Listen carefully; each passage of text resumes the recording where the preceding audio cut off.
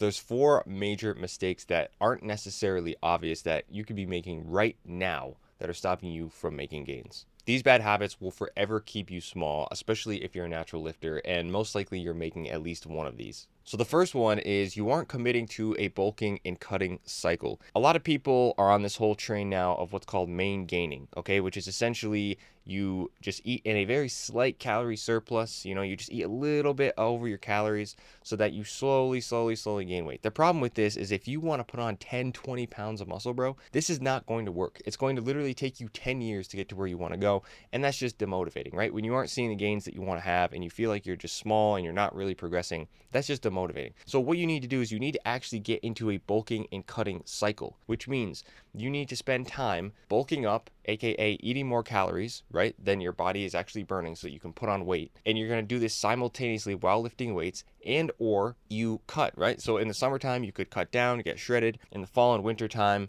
maybe you start bulking up because you're not outside as much, depending on where you're living in the seasons. When you first get started in the gym, doing a recomp phase or a main gaining phase or a maintenance phase is great because you're a newbie lifter. And so you can make newbie gains basically doing anything. Anything you do, anytime you lift up a weight, you're going to be making gains. But after that period of about 6 months or so, you really aren't going to see any major progress in terms of putting on muscle until you actually get into a bulk, and intentionally put on more weight, because your body can't actually build muscle with nothing. And so when you first get started, if you have a decent amount of fat on you, like I did, I was skinny fat, I was able to do a recomp and put on a decent amount of size and muscle because I had extra energy stored in my body. And so I spent a lot of time lifting heavy weights, learning about shit, just getting in the gym, eating enough protein. And so I started to build muscle, and I noticed that I was actually gaining size. But at a certain point, that ends, that stops. The maintaining phase, the main gaining phase, the recomp phase, that isn't going to get you to where you want to go. And so you need to go into a bulk. You need to make sure you commit to bulking and cutting cycles if you're looking to put on 10, 20 pounds of muscle. It's not going to happen through maintenance, main gaining, recomp, whatever. That's just not going to happen. So once you've got that down and you've committed to a bulking and cutting phase, right? A bulking and cutting cycle. The next thing is you need to be making sure that you're tracking progressive overload. This is one of the biggest mistakes I see, okay? And I was guilty of this myself so many times, which is when you go into the gym, you need to be lifting heavier every single week. You need to be lifting either heavier or you need to be adding on more volume, aka more reps. So every exercise that you do, you're either adding on more weight to it. So you could be adding on anywhere from 2.5 to 5 pounds is a good range. You don't want to be adding on 10, trying to do 10, 20 pounds. It's way too much at a time. Just do 2.5 to 5 pounds every single week across all your exercises, and or you increase the reps. So you do maybe 2 more reps every single week on your squat, or you add 2.5 pounds to 5 pounds on your squat every single week. This forces your body to literally grow more muscle. Your body cannot grow more muscle if you aren't stressing it out. If you're just going to do the same numbers every single week in terms of your reps and your sets, nothing's going to change, bro. Your body is not going to really increase in terms of the muscle mass because you're not forcing it to. You have to force your body to do this. And this is why we lift weights in the first place, is because it forces your body to adapt and to grow and put more resources into building that muscle. Best way to track your progressive overload is not a notebook. It's not just trying to remember in your mind what you did in your last workout, because the fact of the matter is a lot of times we forget things, or maybe you'll lose your notebook or you take inaccurate notes. The best thing that you can do is download an app called Strong. Now, I'm not an affiliate. I've just been using these guys for years. I've been using their app and it's fantastic. It's basically an app within you can structure your workouts, and within each workout, you can track your reps, you can track your sets, how much weight you did. It shows all your history. It's a great app, and that is literally the best way to track your progressive overload and to make sure every single week that you're moving up, getting those PRs, and actually growing. All right, the third mistake that you're probably making, I was so guilty of this, and it was something I really wished I knew from the beginning, but nobody really told me this, was that you need to, from the beginning, be taking progress pictures. I know that it's hard to take these progress pictures when you're out of shape because it doesn't feel like you're worthy of taking progress pictures. You don't want to remember what you looked like. It's kind of makes you feel maybe ashamed or whatever of yourself. But the fact of the matter is you need something that you can look back on, and you'll be so proud of your journey and of yourself and everything you've accomplished if you have those pictures. So right from the beginning, right now, if you're just getting into lifting, or or even if you've been lifting for a while but you haven't gotten into this practice and this habit, is you need to be taking progress pictures for me, I like to do it every, maybe 2 weeks to every month is a good time frame, right? At least every single month, be taking those progress pics. Get all different angles. Maybe I'll make a guide in the future about how to do like proper progress pictures. So you need to be doing that, but you also need to be taking measurements, right? Think about measuring your shoulders, your biceps, your quads, any muscle group that you're really interested in seeing the sort of change and transformation.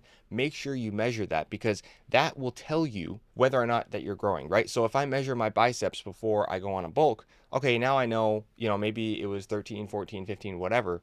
At the end of the bulk, maybe I'm at 20 or 19 or 18. And then when I cut again, I can see, oh, actually now I'm at 17 or 18. So I know I put on 2 inches of muscle onto my bicep because I cut back down. If you don't measure, you're never really going to know. I mean, you can obviously kind of eye it and stuff, but at the end of the day, you're never really going to know if you made significant progress. So do not sleep on taking progress pictures. Do not sleep on taking measurements. Okay, so the fourth mistake that you could be making right now. This is the last one, right? This is the last bad habit that you need to sort of get rid of. This could be really harming your gains. This could be really harming your ability to increase the amount that you lift every week.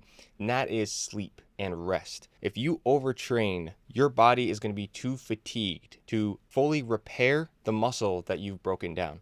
So every time we do a workout, every time we are lifting weights, every time we apply progressive overload, we tear up our muscles, and those muscles need to be repaired. They need rest. So if you are going to the gym 7 days a fucking week and you are destroying your body and you're not giving it any chance to recover, do you not think that could lead to exhaustion and to fatigue, to where your body can't fully repair, and therefore you aren't seeing the growth that you want to see? I saw a lot of growth in my physique. I saw a lot of gains when I actually pulled back on the volume.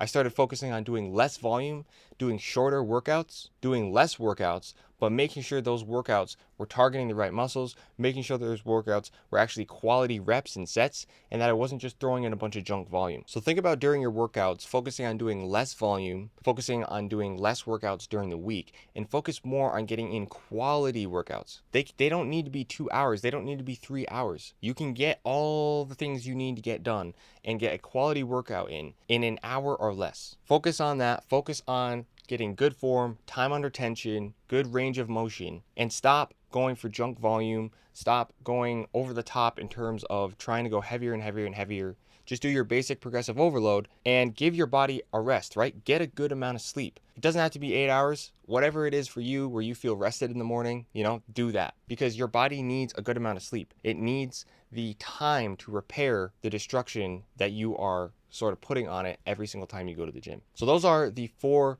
mistakes. Those are the 4 bad habits that you could be doing that are keeping you small. The first one, let's go over them again. Let's just recap. Number 1, you are not committing to a bulk and cut cycle. If you are stuck in recomp, maintenance, main gaining, all this crap, and you've been doing it for more than 6 months, a year, it's time to go for a bulk and cut cycle. You need to actually give your body the extra calories it needs to build that muscle and build the size that you want to see. You are not going to put on 10, 20, 30 pounds of muscle by main gaining, by staying in maintenance. It's just not going to happen. Number 2, you have to be implementing progressive overload. You have to be adding on more weight. You have to be doing more reps in the gym every single week across every exercise, and you have to force your body to grow. You have to get out of your comfort zone, and you have to push. Use the Strong app to track all of that. Number 3, you have to track your progress. Take progress pictures, take measurements. If you don't actually do that, you may actually be making progress, but you just aren't noticing it because you have nothing to compare it to. If you haven't been taking progress pictures along your whole journey, you've been lifting for a year plus now,